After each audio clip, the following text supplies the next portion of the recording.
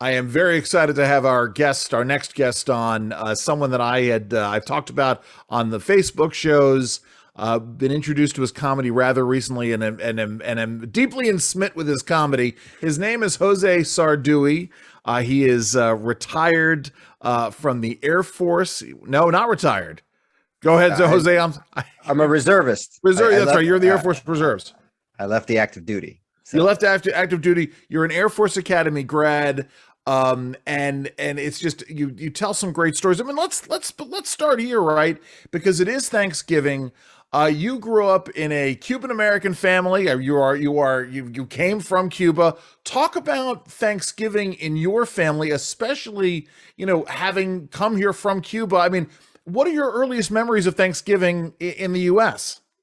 um well, it has a lot of cursing in it. That's- But no, first of all, it's Ghostbusters, a ghost head, yes. and this is the first movie that I ever owned on Okay. VHS. So I came to the US, we were poor, and my I just appreciated everything my parents bought for me. Sure. And I kept renting Ghostbusters. I don't know if you for those of your listeners out there, there used to be a thing called a video rental Oh yes. shop. It was a shop. Yes.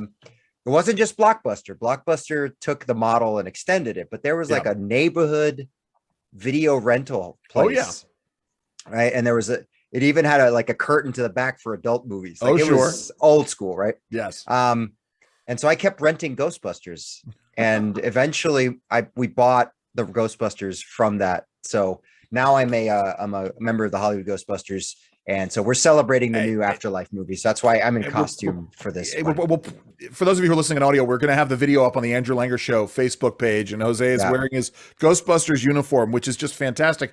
It's funny because we have yet to see the film. Yeah. We were supposed to go this weekend with my brother. Now I love the movie. I remember when I saw it in the theater for the first time. And then I took my brother, who was probably 6 years old when we took him to see it, and it was a seminal experience for him, to the point where we had a cat that was named Ghostbusters because my brother named it that. And he had, I'll tell you something. I'm going to say this because I'm going to dredge up a memory. When my parents moved out of their house in New York, we had all of the old Ghostbusters toys, including the headquarters, the firehouse. Wow! And I wound up giving them to another ghost. What do you call them? Ghost heads? Is that what Ghost they're called? heads, yeah, Ghost heads. right. I wound up getting. My brother was very upset with me for that. But we are, and my wife is. So we went. When we were up in New York just before the pandemic hit. We made a pilgrimage to the firehouse. Yeah, me too. I got and some video. Yeah, it's so much fun. So, but I mean, it must have been. I mean, obviously, this idea. So you talk about this in your stand up about your family not really understanding you going to the Air Force Academy. You tell a great story about your mother calling the academy after an A-10 accident. But I mean, did your mother wrap her head around Thanksgiving itself and what it meant, and how your family getting together for Thanksgiving? well, in Cuban culture, it's Thanksgiving. Okay. So yes. they don't even know that it's got thanks in it. It's Thanksgiving. Okay. And it's you eat well. We tried turkey, and it just wasn't our jam. So we roasted pigs, and that was the more Cuban way of doing it. We would gather. There would be a whole pig. It was a whole event, right? You get to the house, and the women were in charge of putting all the seasoning on it and whatever. And then the pig was taken out, and the men were in charge of moving the bricks and putting the logs and of course the charcoal and lighting on fire and moving the metal things that we put on top. It was just like, it was dumb. My brother, no, it's great, man. My brothers and I do competitive barbecue, and we've been thinking for years about doing whole hog. We just have never attempted that. And so, well, let's talk about this. You go to the Air Force Academy, graduate in 1999. You go and you fly very big planes, which is fantastic. But had you always been bitten by this comedy bug? I mean, were you like other kids of the 80s where you watched stand up on TV and you got the bug? Is that how it came to it for you, or were you just a funny guy and you started talking about stuff and folks said you needed to do stand up? I was not funny. I was Okay. notably. I could be funny if I told other people's jokes and if I told Okay. jokes. But if I told like a story that happened to me, if you were there, maybe you would laugh because I was an Okay. inside joke teller. But everybody Sure. else listening was like, okay, they seem to be having fun telling the story, you know. Um, so I love stand up from the moment I saw it, just because of the power of it. Yeah. And you know, it was just this like I was mesmerized by it to the point where when I was an adult, if my friends if I found out I was taking a girl to a comedy show, they're like, oh, this boy likes this one. Oh yeah. Because I would do my research. I'd find out what she laughs at. I would look for a comedian that Okay. was that type of humor. I would call the club. Hey, who's the opener? Who's the host? What type of comedy they do? Like I prepared big time. Wow. That's how much I knew comedy. Yeah. And Sure. so, but I was going to try to be an astronaut and I Okay. wasn't funny. Like I Yeah. wasn't funny telling my own story. So I was like, there's no way. Why would I ever do that? And then it's actually funny because I just booked a gig in Champaign, Illinois. Okay. And I was there. I was there in Urbana, Champaign. I was visiting a woman I was seeing, and she introduced me to friends who I'd never met before. And for like 10 minutes, I don't know, maybe it was the magical combination of 3 Nice. beers and 2 shots, but they didn't want to hear jokes. They want to hear other people's jokes. They want to hear my stories. They want to know Okay. about me. And for 10 minutes, only I spoke. And they were laughing like red face. One girl fell out of her You chair. found your voice. Another dude shot beer out of his nose. It was amazing feeling. So I have to go to the bathroom. I gotta go. And on the way there, I was like, what was that? Yeah. Yeah. And that had So- just been right after the NASA had announced the shuttle program was Okay. going to be canceled. Ooh. So going to space required you to be good at science and engineering. Sure. And I was mediocre at engineering. So Okay. the doors were closing on me for my opportunities to go to space. Plus, I didn't make fighter pilot. I wasn't, going test pilot school, all the pathways to being like a mission commander Sure. in the old days of the shuttle program. And so that path was kind of closing on me, my childhood dream. And this new one blossomed Sure. kind of out of nowhere. Do you remember when you were with this woman and her friends? Do you remember which stories you told? I mean, what would you, because no, because I mean, you tell great stories, really, and it is really all about finding your voice, isn't it? I mean, you found your voice, you found your perspective. It's not just the Cuban American thing, but it's all, but some of it is the military thing. Before we get to that, and again, we're talking with Jose Sarduy. He's a comedian. He's also a lieutenant colonel in the Air Force Reserves. I want to ask you about this dry bar comedy because the dry bar, which is that we saw almost a 40-minute set that you did there, which was you didn't work blue there. That's the thing about dry bar. Do you work blue elsewhere? I mean, is it always as clean as that, or how does that work? So I have about 3 hours of material. Okay. And I have prepared about 90 minutes of it PG. Okay. The rest of the 90 minutes, I could probably, with some inventive writing, change it to be PG. Probably another 30 minutes of it, but there's a solid hour that you just can't get around. Every comedian needs a clean 10 to 20 minutes, right? I mean, you need certainly for if you're planning on doing any of the major TV shows, you need that clean 5, 6 minutes, 7 minutes, whatever it is. Yeah. But when you start, I mean, I started as a 26, and most comedians start when they're in their teens. So what do you know about, right? You know about toilet humor, and you know about sex humor and stuff like that. That's what you talk about because that's the thing that's most prevalent in your life. So I have some of that material that's old. I don't even do that much of it anymore.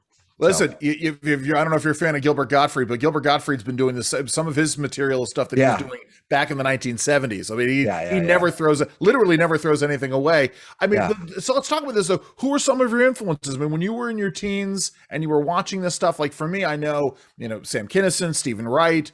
I could sort of go on from there because I loved watching comedy. I don't know if you ever saw it, but the 9th annual Rodney Dangerfield Young Comedian Special, which introduced Kinison and Saget and a really great voiceover artist named Maurice LaMarche. Yeah. For you, who were those influences for you? Growing up, it was I think the first one I saw, and it's unfortunate that his private life he turned out to be a horrible person, but Yes. Cosby. Yes. And then I think it was Pryor and Carlin around the same time. Sure. And then there were a lot of other influences along the way, but I learned from everybody I watch. And now probably my favorite is Brian Regan. Okay. And a lot of it is I'm very much like the technical aspects of writing a joke. Yeah. Like Brian Regan, right? He's a foul-mouthed New Yorker if you met him in person, but he is squeaky clean on stage. Squeaky, Sure. like families come to his shows, and mom, dad, and the 12-year-old kid is laughing the same amount. Probably laughing at different things, but it's pretty great. And so I learned from everybody I work with, everybody I've seen. And then when I created my own voice, a lot of people see little snippets of other comedians. Yeah. They see like, oh, I see your mom right there, or oh, that's your dad, you know. So I'm kind of this big conglomeration of everybody that I've seen and then kind of channeled into my own thing, which is really just that guy that was 3 beers and 2 shots in Urbana Champaign. Because I want to talk to you about sort of how you melded the military career with the comedy, but let's go here first, which is, so you said you weren't funny growing up. I know for me, right, I now live, I'm fortunate that I now live in the same town where my parents do. And I see my dad, talk to my dad almost every day. I see him a couple times a week, and my dad's 85. And when I can make him laugh, it's the best thing ever, you know, and whether it's something I'll say or some witty comment I'll make, or some frankly dirty joke or some weird esoteric joke. Yeah. But, you know, so do your parents say, well, Jose, you weren't funny as a kid. How come you're funny now? I mean, and the rest of your family, how was their reaction to all of this? Well, mostly they're just like, all you do is tell what we say. You make people laugh with what we say. We don't get no money from you. Pay us for, that's your whole act. Yes. It's us. Right? So my family was very funny. And I think a lot of it is, you know, natural funniness, but I think my mother really took joy in entertaining me. And one of the stories I tell on stage is other kids, like if they got scared at night, they would go in their mom's room and get into bed with their mom, and maybe their mom would tell them a story or sing them a song. My mom told me dirty jokes. That's what she told me dirty jokes in Spanish.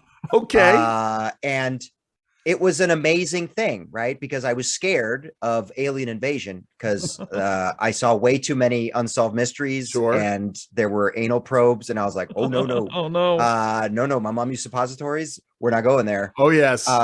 So I was scared. And then my mom would start telling these jokes and we would just laugh at the darkness. And I mean, the fear went away. Thunder buddies for life, as they say. That's right. That's right. And it was a very interesting way to deal with it. But I think that's definitely one of the foundations right there.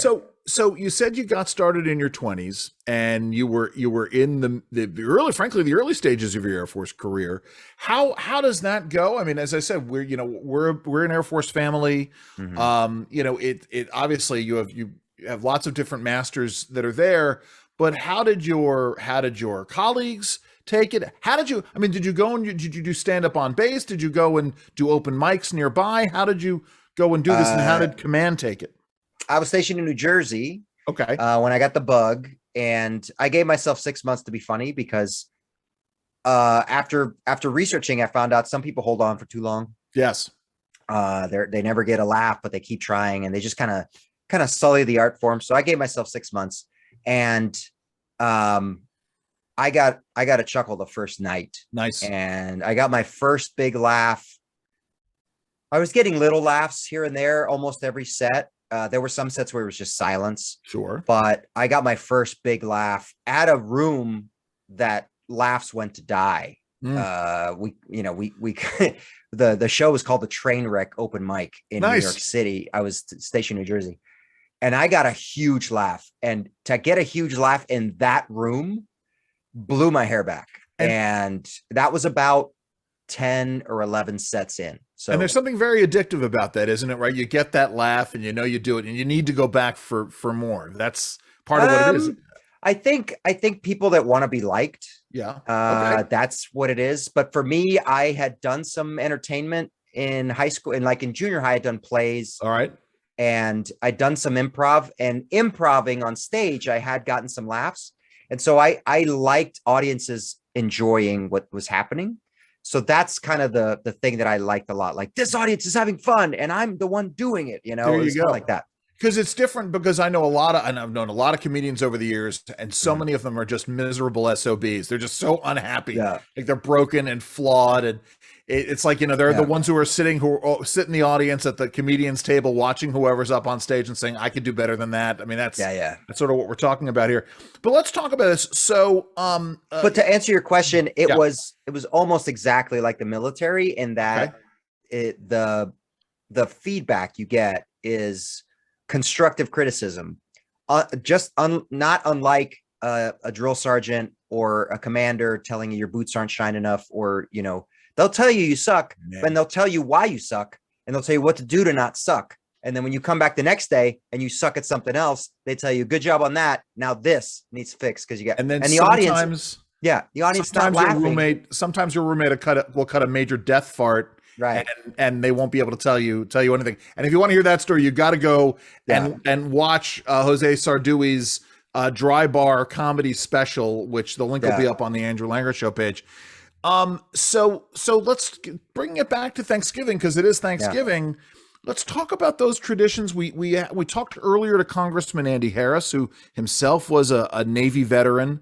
About his experiences and the importance of, I've spent a lot of time talking to my wife's family about her family's experience during the holidays, especially Thanksgiving in the military. Let's talk about some of your experiences there and how these holidays, why we need to be thinking about our men and women in uniform over these holidays. Well, when I was in the C-141B, which is the cargo plane I flew, I did it for about 4 years. And I was gone every Thanksgiving and Christmas, except maybe one. And that one I went to New Hampshire to my friend's house because I had to be within driving distance to be called up. And I missed those Christmases and Thanksgiving with my family because we did a lottery, and the young guys always got New Year's, and the family people got Thanksgiving and Christmas. Sure. So if you had family, you wanted to spend it with that. So for 4 years, I basically didn't go home for those holidays. So now, ever since then, and now even as an entertainer, I don't work those weeks. Sure. That's a very special time to be there and be with my family. And it's been this great tradition. We've really taken it to heart to enjoy and be thankful with each other. And we all hold hands and we do like this family thing. We're like, we are grateful for each other, and Jose flew here in his own plane. I'm like, no, I didn't. Don't interrupt me in the middle of my thankfulness. So it's a beautiful thing. But it's all like, we just took a holiday that Americans did. Sure. And we said, this is our family holiday to be, celebrate with each other. And Christmas is the one to give each other presents. So what, for you, what's your go-to? What is absolutely essential for you to have on your Thanksgiving table? The one dish you can't live without? Well, my favorite food in the world is fried plantains. Okay. The ripe plantains. Yeah, maduros. Maduro. Which is, there's no nutritional value. Yes. It's fried, so it's basically all sugar. But that is, when I go home, my parents have this big mound of them. Like, oh boy, your dad went to that store for 2 days and just bought all the ones. He'll know all the ladies that work there, or the guys in the back and in the stock, and the stock boys, and be like, they see him coming, they're like, oh, we saved these for you, and Jose, like, for your son. Yeah. True story. Was at Publix last week. Yeah. And they happen to have at the prepared foods counter, they had plátano maduro. And I got my wife a side because that's one of her favorite things. And she ate little pieces of it. You didn't eat all at once. She ate a couple of pieces of plantains over the course of 3 days. So it was great stuff. So before my mother tried to break me of the habit. Oh, she made 3 of them, giant ones, sliced them all up. It was in a bowl, and the bowl had a crest. Oh, wow. And she's like, you have to eat all of that. I love it. And I ate all of it, and I was like, oh, Mom, that was so good. And she's like, I give up. So talk about this before I let you go. The Hollywood Ghostbusters. I know that the Star Wars guys, they have the 501st Legion. They all dress up like stormtroopers. You guys, you are all huge Ghostbusters heads, but you do these acts of charity. Talk about that.